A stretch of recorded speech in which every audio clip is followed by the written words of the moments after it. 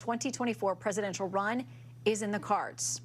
We have got coverage tonight from all across Capitol Hill. Let's bring in Fox News congressional correspondent Chad Pergram live on the Hill. You've covered many a State of the Union address tonight.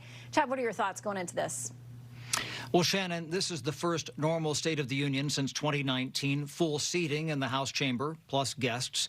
The pandemic altered two addresses. Former President Trump gave his last State of the Union during the 2020 impeachment trial. The speech wasn't officially called State of the Union until 1947. The term State of the Union is derived from the Constitution. It says the president shall, from time to time, give Congress information on the State of the Union. Shannon? All right, Ted, we are waiting the president's arrival into the chamber. It's always interesting to watch as he makes his way down the aisle.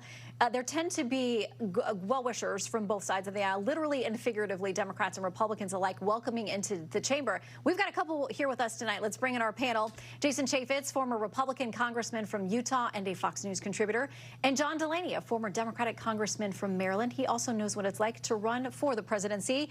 Gentlemen, welcome. We may take a break once the president enters, but you all have been there and been seated there as members. Jason, what is it like this moment awaiting the president, whether it's Democrat or Republican, to share their philosophy? It's historic. I mean, no matter the president, I think it's your duty to be there, and you hear people from both sides of the aisle, and you come and you listen to the president. I was there for all of the Barack Obama. Mr. Speaker. Oh, yes. Let's listen in. States.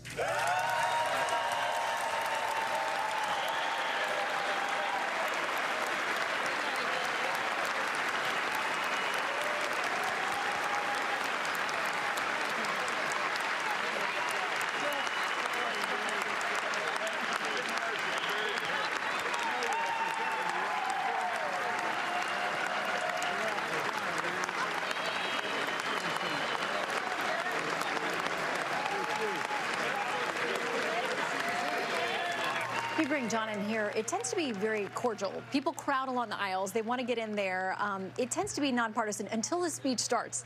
Then it often takes a different turn. But for now, the welcome in is an uproarious, kind one from all sides. Well, it's a wonderful tradition. I think the Capitol is the most beautiful building in the world. This is a patriotic moment.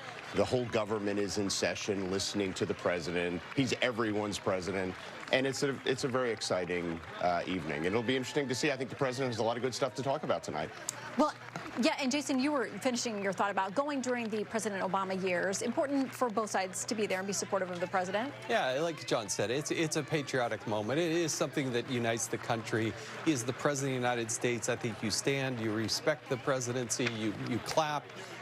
And you join together. And when they recognize people like the military or ordinary Americans doing extraordinary things, that should bring us together. But oftentimes, the applause, you'll see one half of the room stand and the other half of the room not stand. And that, too, is the American way. And this president is coming into this State of the Union speech tonight with a lot of bad polling. It's tough for him, whether it's on the economy or the border, security, immigration, all of these things. He's got headwinds there because there are all of our Fox polls and its other networks and other outlets, too, show that he's got an uphill battle. And, John, a lot of it is coming from within his own party. A majority of Democrats say they don't want him to run again in 24. Listen, the polling was bad before the midterms for Democrats, and it turned out to be a very successful midterm election. So I don't read too much into the polls. I mean, the country's been through a lot. We're still dealing with the residual effects of COVID. And we're very kind of partisan right now, and we're very divided, and I think that's reflected in the polls. The good news is the president's had a terrific run economically. 12 million jobs created, lowest unemployment in 50 years. Inflation is moderating. Listen, inflation was a problem, and it really did affect the American people. That's in these poll numbers, but the good news is we're seeing moderating inflation while unemployment remains low, and that's really hard to do, Shannon. He's got all his legislative accomplishments to talk about. He ran as a bipartisan leader. He delivered huge bipartisan accomplishments on infrastructure, on veterans health care, on reshoring the chips industry.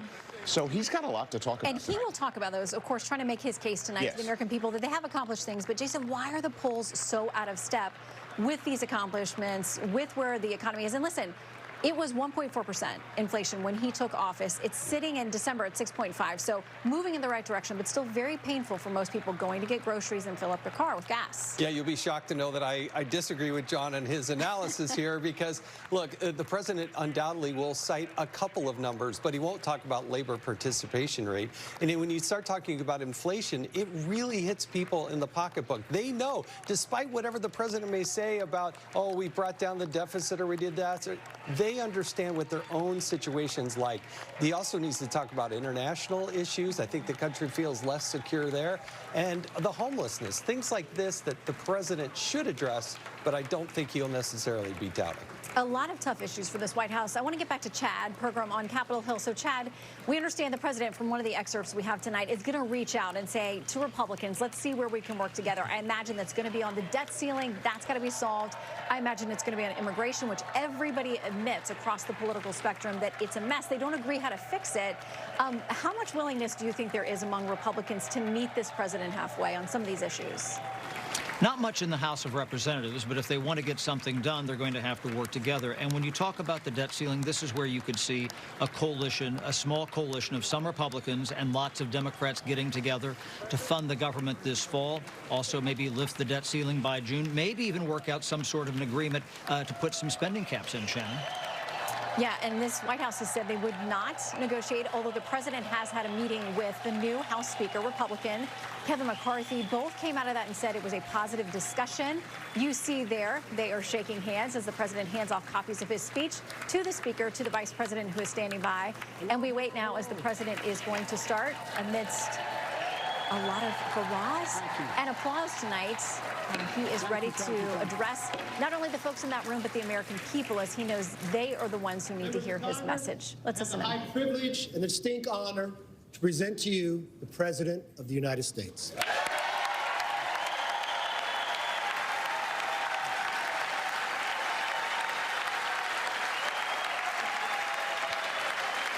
Mr. Speaker. Thank you. You can smile. It's okay. Thank you, thank you, thank you. Thank you.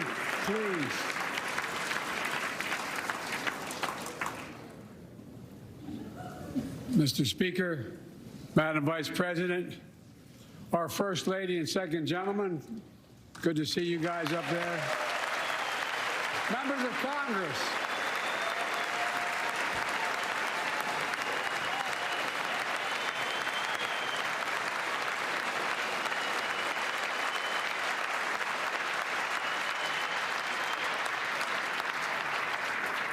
By the way, Chief Justice, I may need a court order. She gets to go to the game tomorrow, next week. I have to stay home. Got to work something out here. Members of the Cabinet, leaders of our military, Chief Justice, Associate Justice, and retired Justice of the Supreme Court, and to you, my fellow Americans.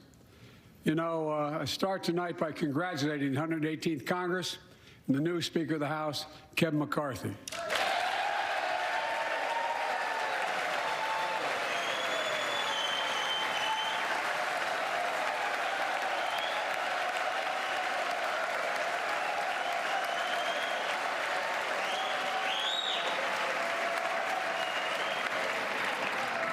Speaker, I don't want to ruin your reputation, but I look forward to working with you. And I want to congratulate the new leader of the House Democrats, the first African-American minority leader in history, Hakeem Jeffries.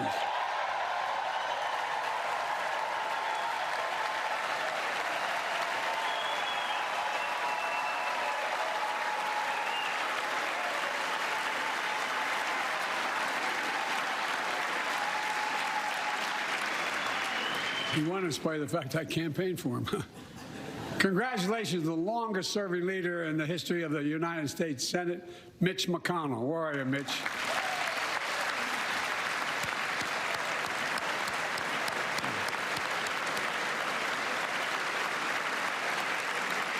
And congratulations to Chuck Schumer, another term as Senate Minority Leader. I think you. This time you have a slightly bigger majority, Mr. Leader. You're a majority leader. About that much bigger? Yeah, well, I tell you what. I want to give special recognition to someone who I think is going to be considered the greatest speaker in the history of the House of Representatives, Nancy Pelosi.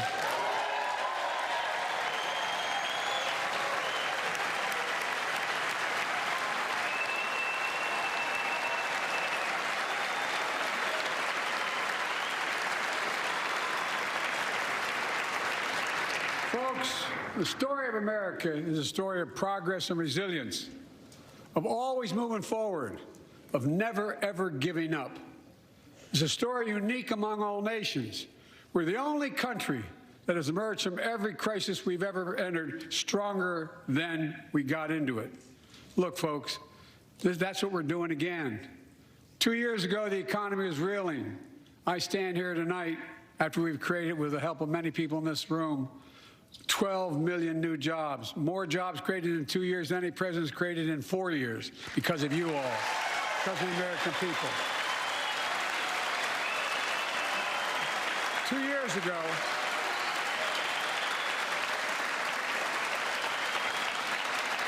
and 2 years ago, COVID had shut down, our businesses were closed, our schools were robbed of so much, and today, COVID no longer controls our lives.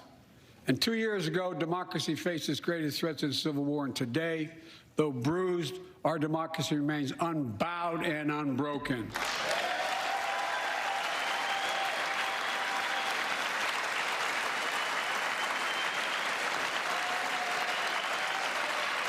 As we gather here tonight, we're writing the next chapter in the great American story, a story of progress and resilience.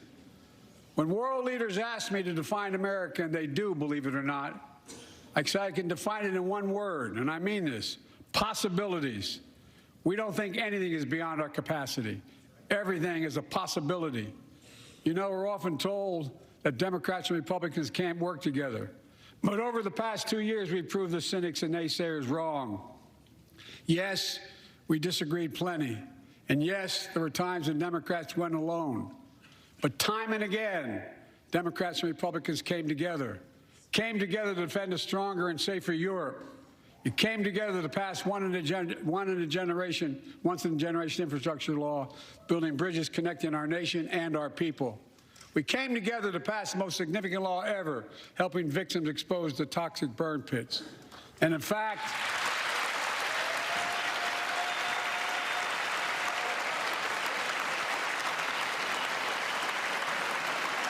it was important.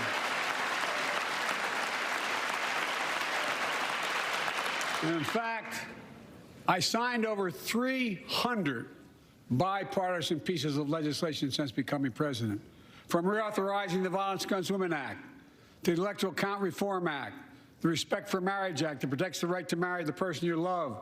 And to my Republican friends, if we could work together the last Congress, there's no reason we can't work together and find consensus on important things in this Congress as well. I think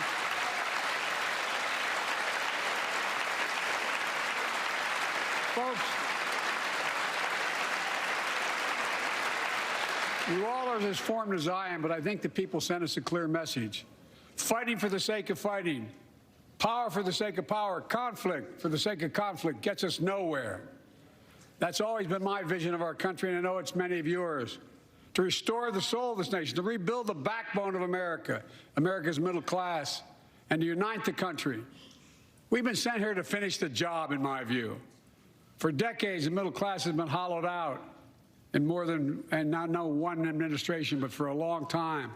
Too many good-paying manufacturing jobs move overseas. Factories closed down. Once thriving cities and towns that many of you represent became shadows of what they used to be. And along the way, something else we lost: pride, our sense of self-worth. I ran for president to fundamentally change things, to make sure our economy works for everyone, so we can all feel that pride in what we do. To build an economy from the bottom up and the middle out, not from the top down. Because when the middle class does well, the poor have a ladder up, and the wealthy still do very well. We all do well.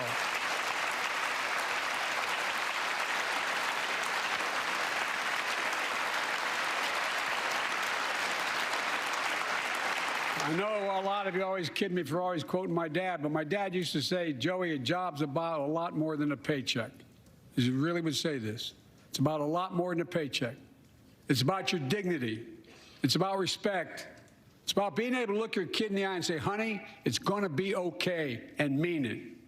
Well, folks, so let's look at the results. We're not finished yet by any stretch of the imagination, but unemployment rate is at 3.4%, a 50-year low. A near record unemployment. Near record unemployment for Black and Hispanic workers. We've already created, through your help, 800,000 good-paying manufacturing jobs, the fastest growth in 40 years. And where is it written? Where is it written that America can't lead the world in manufacturing? And I don't know where that's written. For too many decades, we imported projects and exported jobs. Now, thanks to what you've all done, we're exporting American products and creating American jobs. Folks,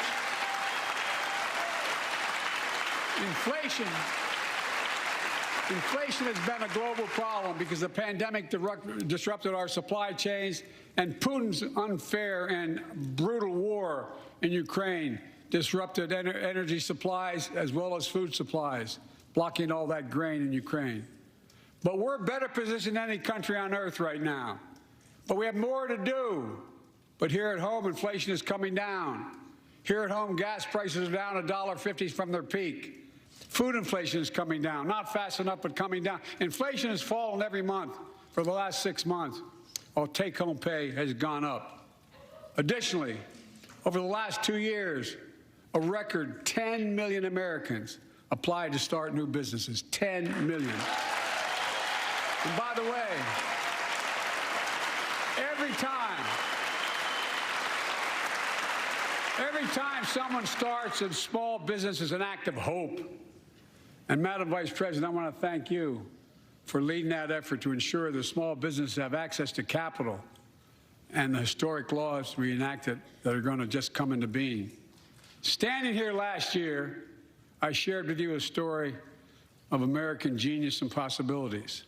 Semiconductors, small computer chips the size of a fingerprint that power everything, from cell phones to automobiles and so much more. These chips were invented in America. Let's get that straight. They were invented in America. We used to make 40% of the world's chips. In the last several decades, we lost our edge. We're down to only producing 10%. We all saw what happened during the pandemic when chip factories shut down overseas. Today's automobiles need 3,000 chips, each of those automobiles. But American automobiles couldn't make enough cars because there weren't enough chips. Car prices went up. People got laid off. So did everything from refrigerators to cell phones. We can never let that happen again. That's why we came together to pass the Bipartisan Chips and Science Act.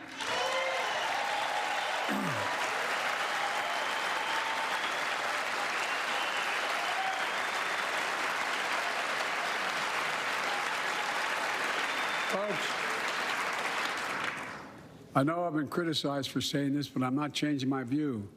We're going to make sure the supply chain for America begins in America. The supply chain begins in America. We've already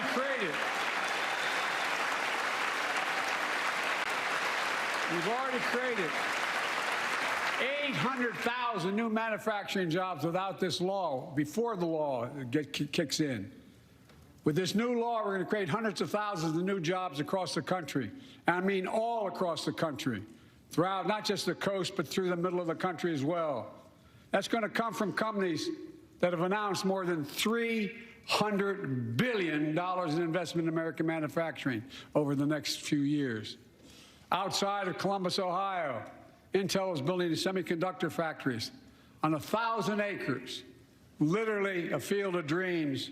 It's going to create 10,000 jobs, that one investment, 7,000 construction jobs, 3,000 jobs in those factories once they're finished. They call them factories. jobs paying an average of $130,000 a year, and many do not require a college degree.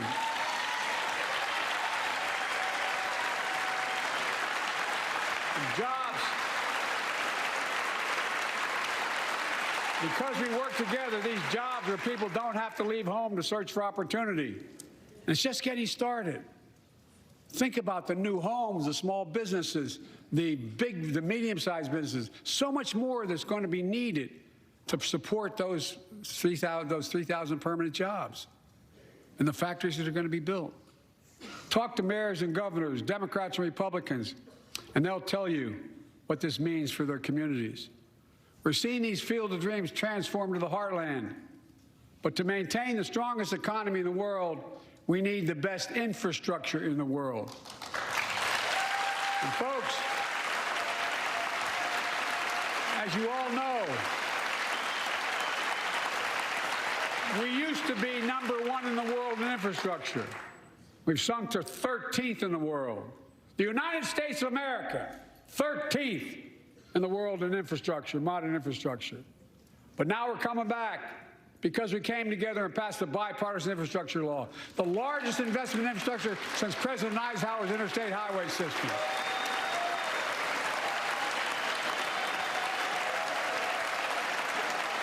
And folks, already we've funded over 20,000 projects, including major airports from Boston to Atlanta to Portland. Projects that are going to put thousands of people to work rebuilding our highways, our bridges, our railroads, our tunnels, ports, airports, clean water, high-speed internet, all across America. Urban, rural, tribal. And folks, we're just getting started. We're just getting started. And I mean this sincerely. I want to thank my Republican friends who voted for the law, and my Republican friends who voted against it as well. But I still get asked to fund the projects in those districts as well. But don't worry. I promised I'd be a president for all Americans. We'll fund these projects. And I'll see you at the groundbreaking. Look, this law will further unite all of America. Projects like Brent Spence Bridge in Kentucky over the Ohio River, built 60 years ago, badly needed repairs, one of the nation's most congested freight routes, carrying $2 billion worth of freight every single day across the Ohio River. And folks, I've been talking about fixing it for decades, but we're really finally going to get it done. Yes. I went there last month with Democrats and Republicans, and from both states, to deliver a commitment of $1.6 billion for this project. And while I was there, I met a young woman named Sarah, who's here tonight. I don't know where Sarah is. Is she up in the box? I don't know. Sarah, how are you? Well, Sarah, for 30 years,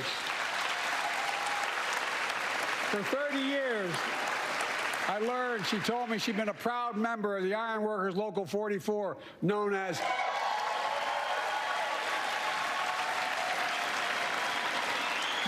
the Cowboys in the Sky. The folks who built Cincinnati's skyline. Sarah said she can't wait to be 10 stories above the Ohio River building that new bridge. God bless her. That's pride. And that's what we're also building. We're building back pride. Look, we're also replacing poisonous lead pipes that go into 10 million homes in America, 400,000 school and child care centers. So every child in America can drink the water instead of having permanent damage to their brain. Look, we're making sure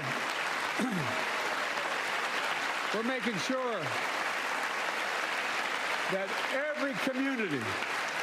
every community in America has access to affordable high-speed internet. No parent should have to drive by McDonald's parking lot to help them do their homework online with their kids, which thousands were doing across the country. And when we do these projects, and again I get criticized for this, but I make no excuses for it, we're going to buy American. are going to buy America. Folks,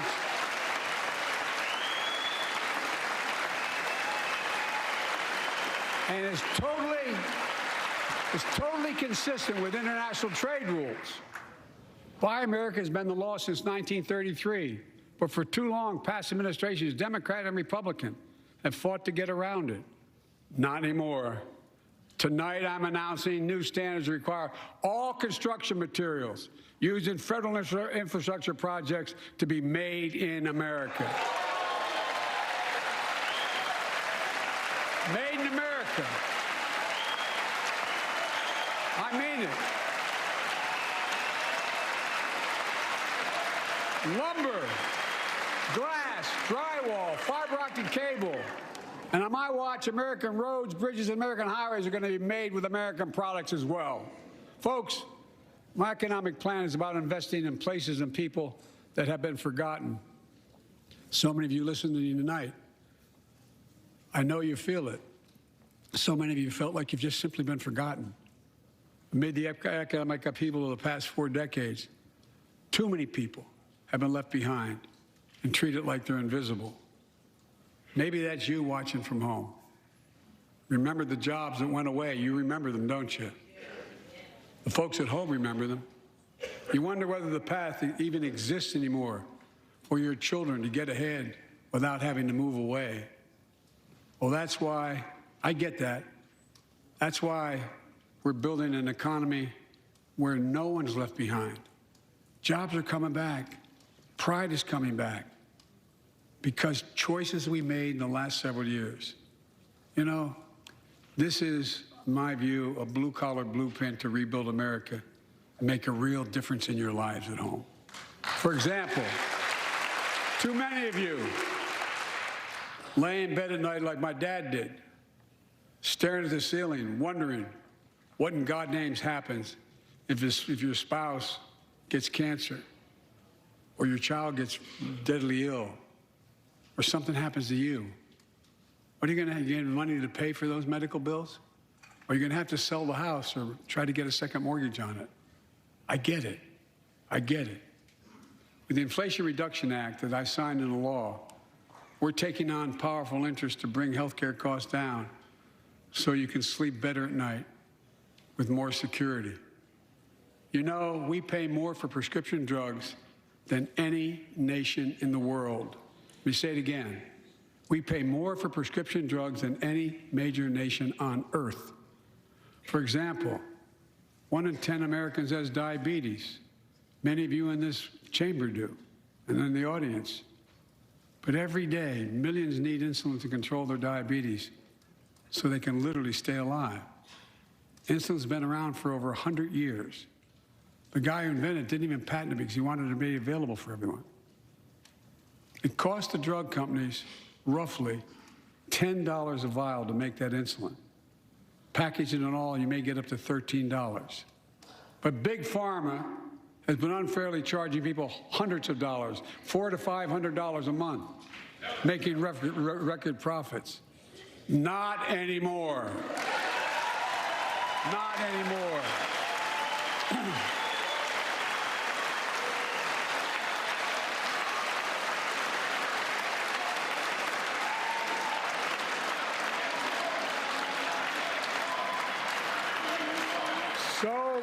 So many things that we did are only now coming to fruition. We said we were doing this, and we said we passed the law to do it, but people didn't know because the law didn't take effect until January 1 of this year.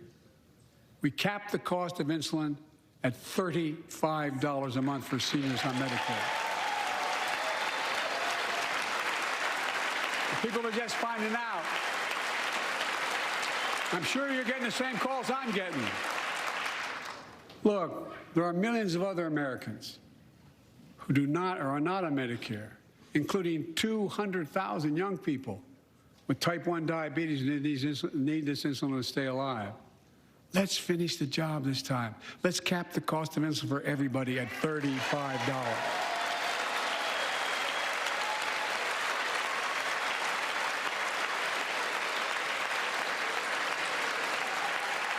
Folks,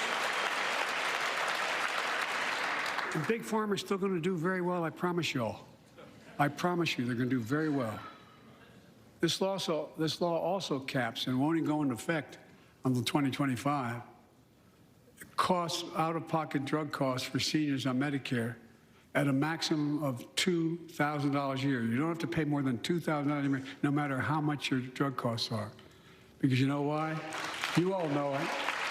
Many of you, like many in my family, have cancer. You know the drugs can range from $10,000, $11,000, $14,000, $15,000 for the cancer drugs. If drug prices rise faster than inflation, drug companies are going to have to pay Medicare back the difference. We're finally giving Medicare the power to negotiate drug prices. Bringing down prescription drug costs doesn't just save seniors money, it cuts the federal deficit by billions of dollars, by hundreds of billions of dollars, because these prescription drugs are drugs purchased by Medicare to keep their commitment to the seniors. Well, guess what?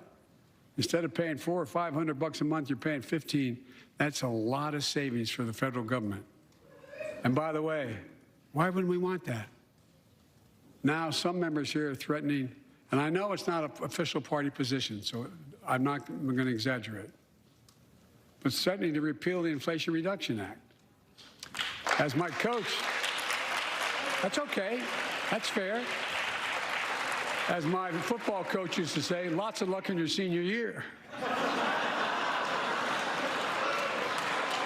Make no mistake, if you try anything to raise the cost of prescription drugs, I will veto it. Look, I'm pleased to say that more Americans have health insurance now than ever in history. A record 16 million people are enrolled in the Affordable Care Act. And thanks to the law I signed last year, saving millions are saving $800 a year on their premiums. And by the way, that law was written and the benefit expires in 2025. So my plea to some of you, at least in this audience, let's finish the job and make these savings permanent. Expand coverage of Medicaid.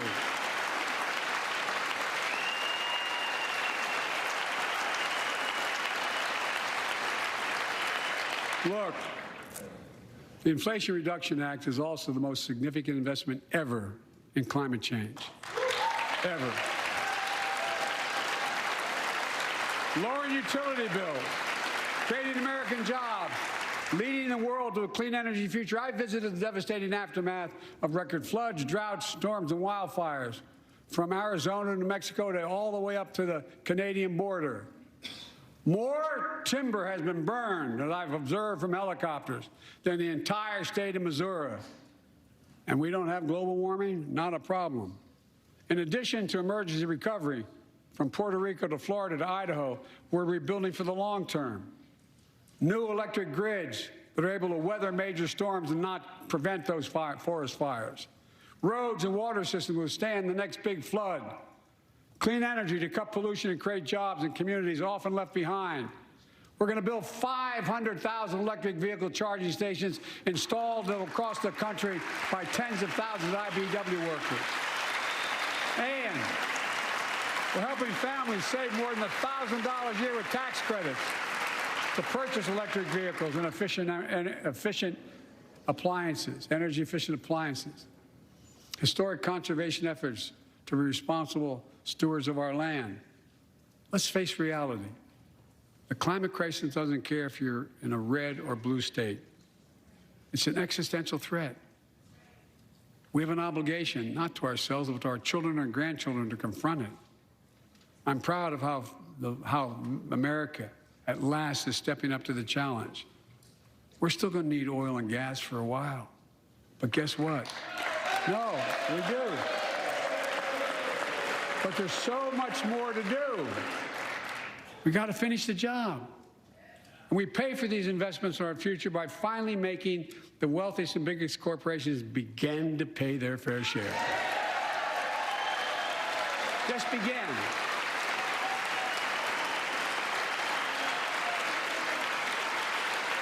Look, I'm a capitalist.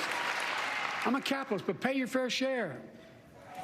I think a lot of you at home agree with me and many people that you know the tax system is not fair. It is not fair.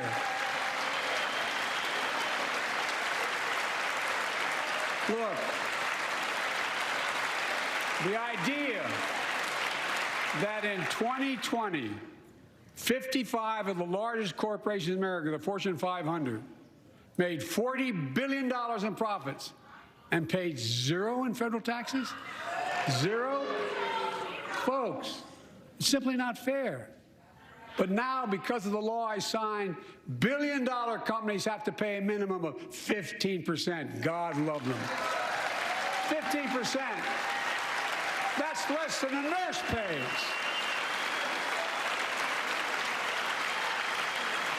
And let me be crystal clear. I said at the very beginning, under my plans, as long as I'm president, nobody earning less than $400,000 will pay an additional penny in taxes. Nobody, not one penny. But let's finish the job. There's more to do. We have to reward work, not just wealth. Pass my proposal for the billionaire minimum tax. You know, there's 1,000 billionaires in America. It's up from about 600 in the beginning of the term. But no billionaire should be paying a lower tax rate than a school teacher or firefighter. I mean it. Think about it.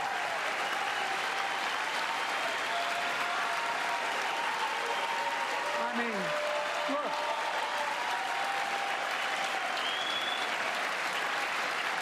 I know you aren't enthusiastic about that, but think about it. Think about it. Have you noticed Big Oil just reported its profits, record profits? Last year they made $200 billion in the midst of a global energy crisis. I think it's outrageous. Why? They invested too little of that profit to increase domestic production.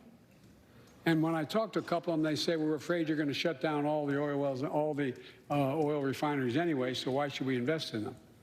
I said, we're going to need oil for at least another decade, and that's going to exceed and beyond that. We're going to need it. Production. If they had, in fact, invested in the production to keep gas prices down, instead, they used the record profits to buy back their own stock, rewarding their CEOs and shareholders. Corporations ought to do the right thing.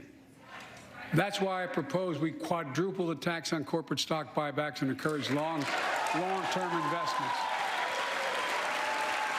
They'll still make considerable profit.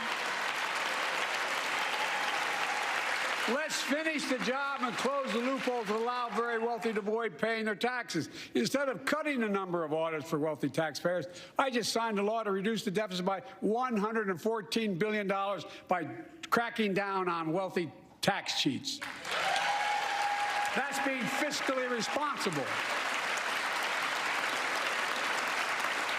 In the last 2 years, my administration has cut the deficit by more than $1.7 trillion, the largest deficit reduction in American history.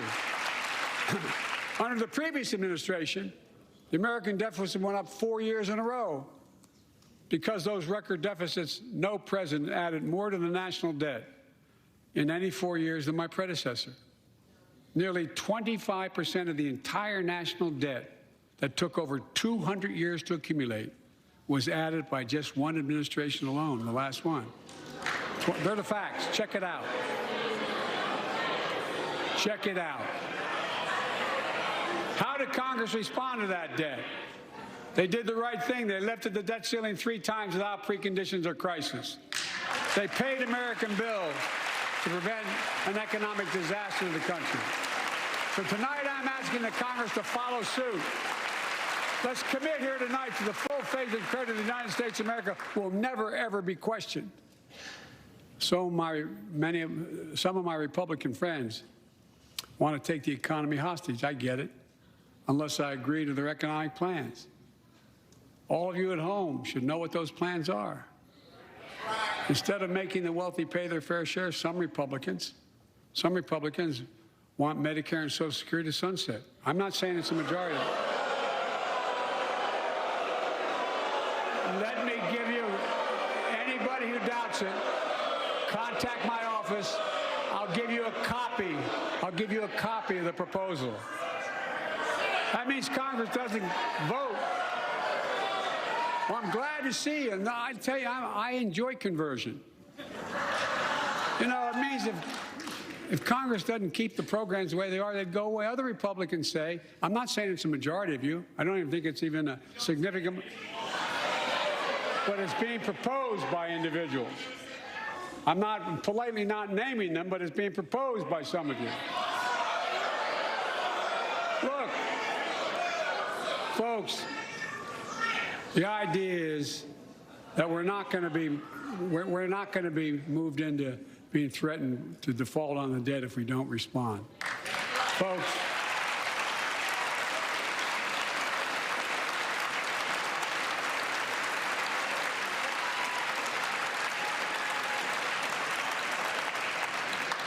Folks, as we all apparently agree, Social Security and Medicare is off the books now, right? They're not to be stopped. All right. I'm ready. We got unanimity.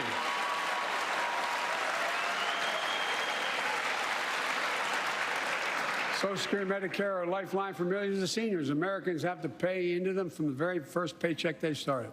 So tonight, let's all agree, and we apparently are. Let's stand up for seniors.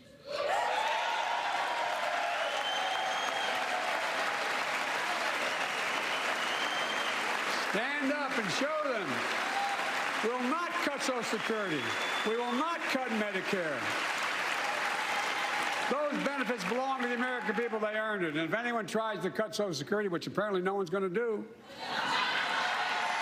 and if anyone tries to cut Medicare, I'll stop them. I'll veto it. And look, I'm not going to allow them to be taken away. Not today, not tomorrow, not ever. But apparently it's not going to be a problem. Next month, when I offer my fiscal plan, I ask my Republican friends to lay down their plan as well. I really mean it. Let's sit down together and discuss our mutual plans together. Let's do that.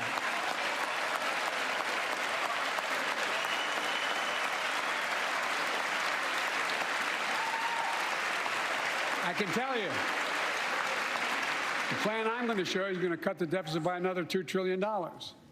And it won't cut a single bit of Medicare or Social Security. In fact, we're going to extend the Medicare Trust Fund at least 2 decades, because that's going to be the next argument. How do we keep it solvent, right?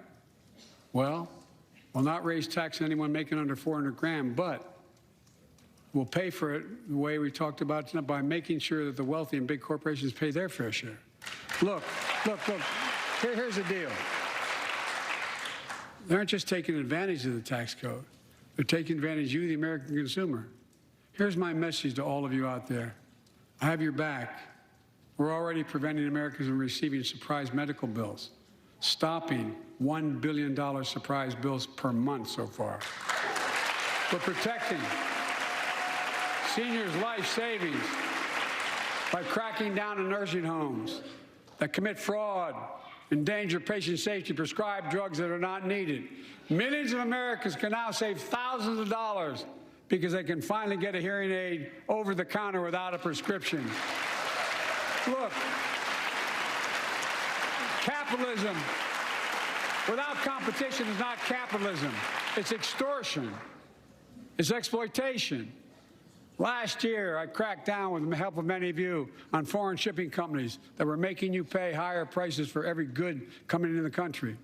I signed a bipartisan bill that cut shipping costs by 90%, helping American farmers, businessmen, and consumers. Let's finish the job. Pass the bipartisan legislation to strengthen antitrust enforcement and prevent big online platforms from giving their own products an unfair advantage.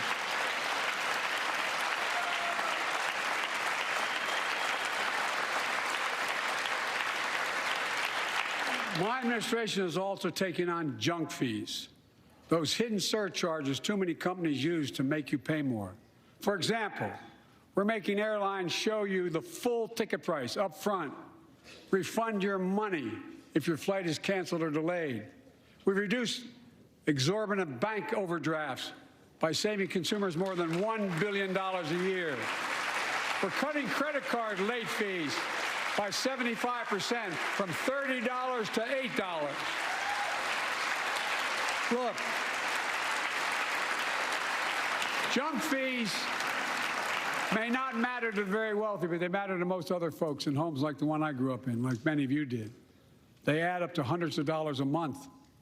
They make it harder for you to pay your bills or afford that family trip. I know how unfair it feels when a company overcharges you and gets away with it. Not anymore. We've written a bill to stop it all. It's called the Junk Fee Prevention Act. We're going to ban surprise resort fees that hotels charge on your bill. Those fees can cost you up to $90 a night at hotels that aren't even resorts. The idea that cable, internet, and cell phone companies can charge you $200 or more if you decide to switch to another provider. Give me a break. We can stop service fees on tickets to concerts and sporting events and make companies disclose all the fees up front.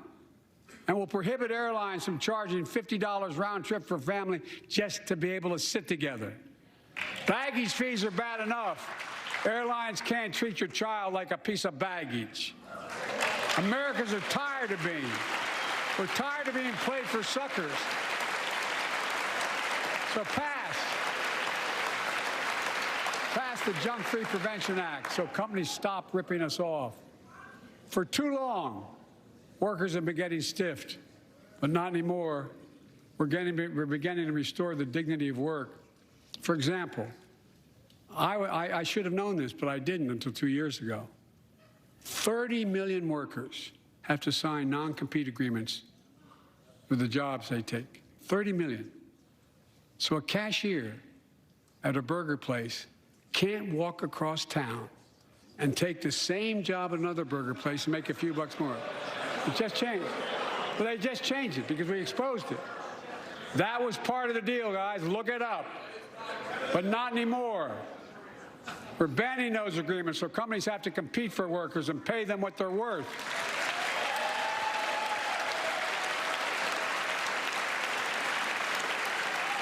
And I must tell you, this is bound to get a response from my friends on my left but the right. I'm so sick and tired of companies breaking the law by preventing workers from organizing. Pass the PRO Act, because business have a right. Workers have a right to form a union. And let's guarantee all workers have a living wage. Let's make sure working parents can afford to raise a family with sick days, paid family medical leave, affordable child care. That's going to enable millions of more people to go and stay at work. And let's restore the full child tax credit, which gave tens of millions of parents some breathing room and cut child poverty in half to the lowest level in history. And by the way, when we do all these things, we increase productivity. We increase economic growth. So let's finish the job and get more families access to affordable, quality housing. Let's get seniors who want to stay in their homes the care they need to do so. Let's give more breathing room to millions of family caregivers looking after their loved ones. Pass my plan so we get seniors and people with disabilities the home care and services they need. And support the workers who are doing God's work. These plans are fully paid for and we can afford to do them. Restoring the dignity of work means making education an affordable ticket to the middle class. You know, when we made public education, 12 years of it universal in the last century, we made the best educated, best paid, we became the best educated, best paid nation in the world. But the rest of the world's caught up. It's caught up. Jill, my wife, who teaches full time, has an expression. I hope I get it right, kid. Any nation that out-educates us is going to out-compete us. Any nation that out-educates is going to out-compete us. Folks, we all know 12 years of education is not enough to win the economic competition of 21st century. We want to have the best educated workforce. Let's finish the job by providing access to preschool for 3 and 4 years old. Studies show that children who go to preschool are nearly 50% more likely to finish high school and go on to earn a 2- or 4-year degree, no matter their background they came from. Let's give public school teachers a raise.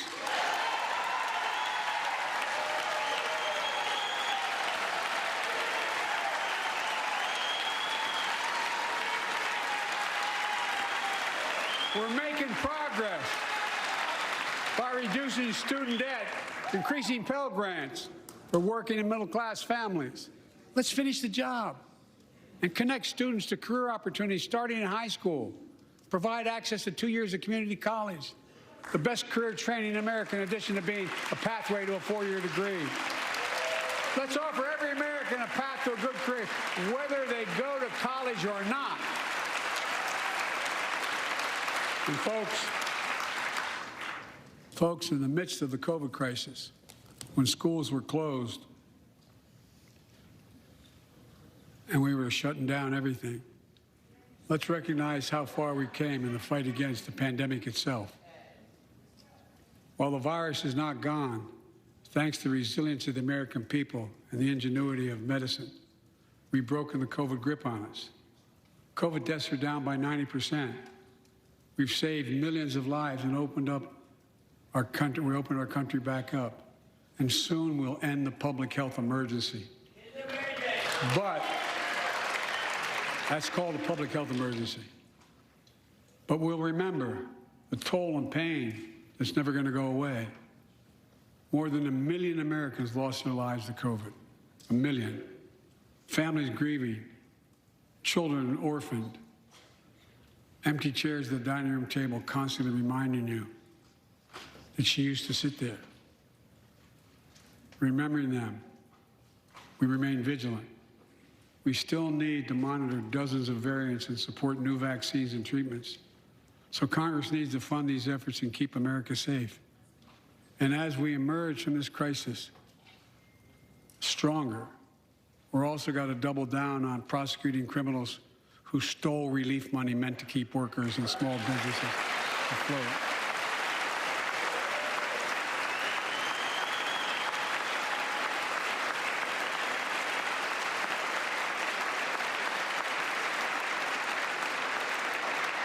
Before I came to office, you remember, during that campaign, the big issue was about inspector generals who would protect taxpayers' dollars who were sidelined. They were fired. Many people said we don't need them. And fraud became rampant. Last year, I told you the watchdogs are back. Since then, we've recovered billions of taxpayers' dollars. Now let's triple the anti-fraud strike force going after these criminals, double the statute of limitations on these crimes, and crack down on identity fraud by criminal syndicates stealing billions of dollars from the American people. And the data shows that for every dollar we put into fighting fraud, the taxpayers get back at least 10 times as much. It matters. It matters. Look, COVID left its scars, like the spike in violent crime in 2020, the first year of the pandemic. We have an obligation to make sure all people are safe. Public safety depends on public trust, as all of us know. But too often that trust is violated. Joining us tonight are the parents of Tyree Nichols. Welcome.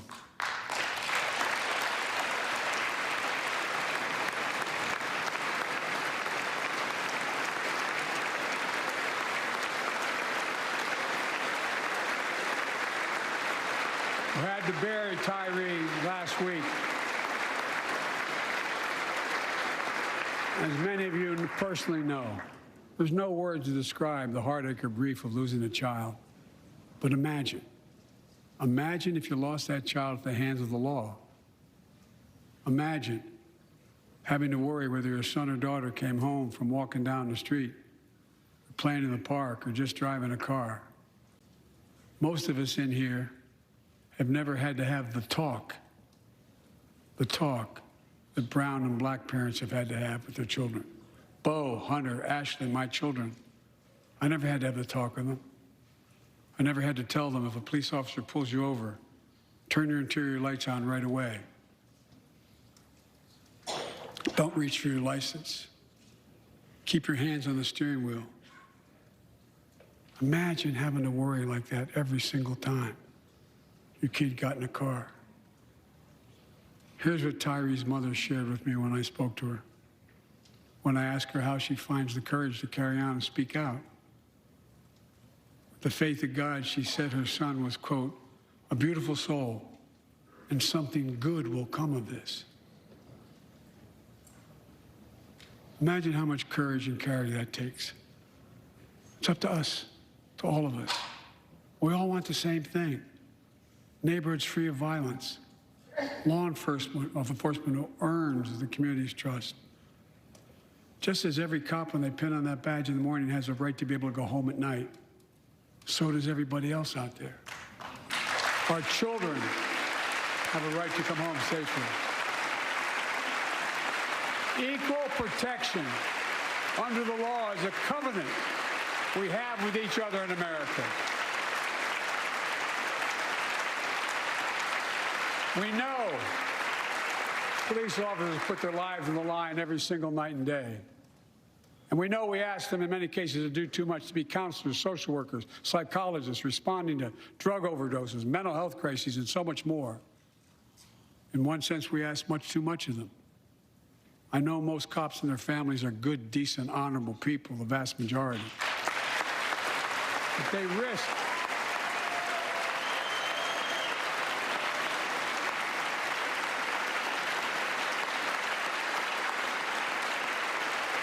their lives every time they put that shield on. But what happened to Tyree in Memphis happens too often. We have to do better. Give law enforcement the real training they need. Hold them to higher standards. Help them succeed in keeping us safe. We also need more first responders and professionals to address the growing mental health, substance abuse challenges. More resources to reduce violent crime and gun crime. More community intervention programs. More investment in housing, education, and job training.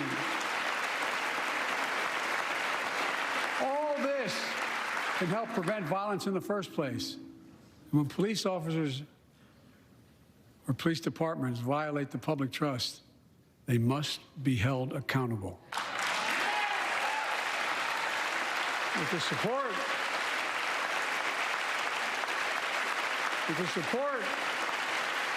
of the families of victims, civil rights groups, and law enforcement, I signed an executive order for all federal officers, banning chokeholds, restricting no-knock warrants, and other key elements of the George Floyd Act.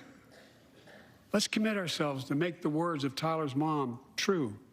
Something good must come from this. Something good. And all of us,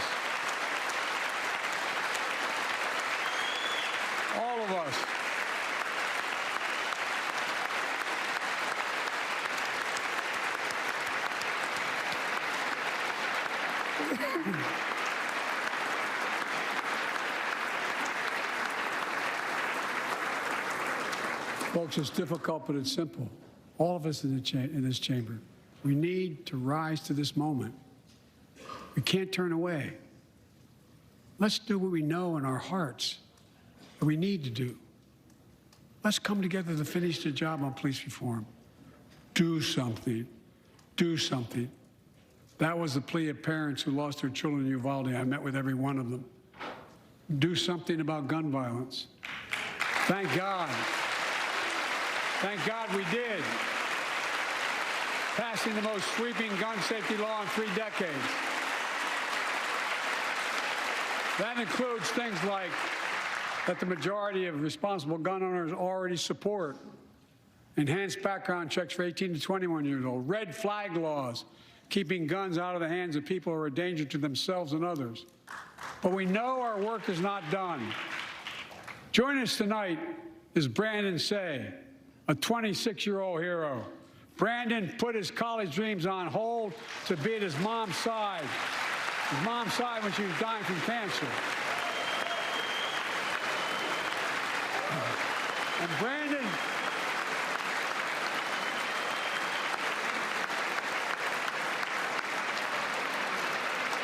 now works at the dance studio started by his grandparents. And 2 weeks ago, during the Lunar New Year celebrations, he heard the studio door close, and he saw a man standing there pointing a semi-automatic pistol at him. He thought he was going to die, but he thought about the people inside. And in that instant, he found the courage to act and wrestled a semi-automatic pistol away from the gunman who had already killed 11 people in another dance studio. 11. He saved lives. It's time we do the same. Ban assault weapons now. Ban them now. Once and for all.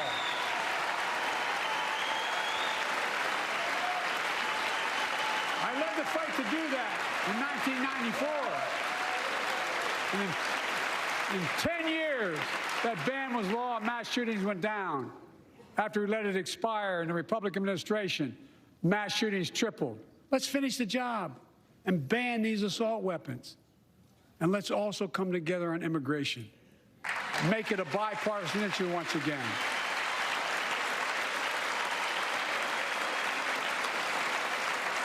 We now have a record number of personnel working to secure the border, arresting 8,000 human smugglers, seizing over 23,000 pounds of fentanyl in just the last several months.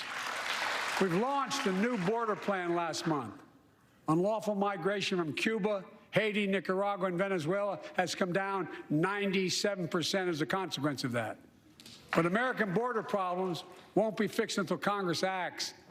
If we don't pass my comprehensive immigration reform, at least pass my plan to provide the equipment and officers to secure the border.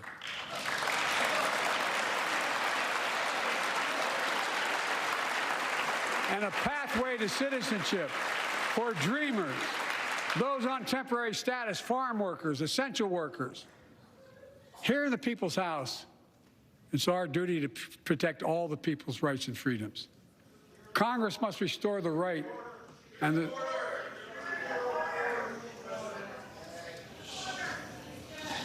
Congress must restore the right that was taken away in Roe v. Wade and protect Roe v. Wade.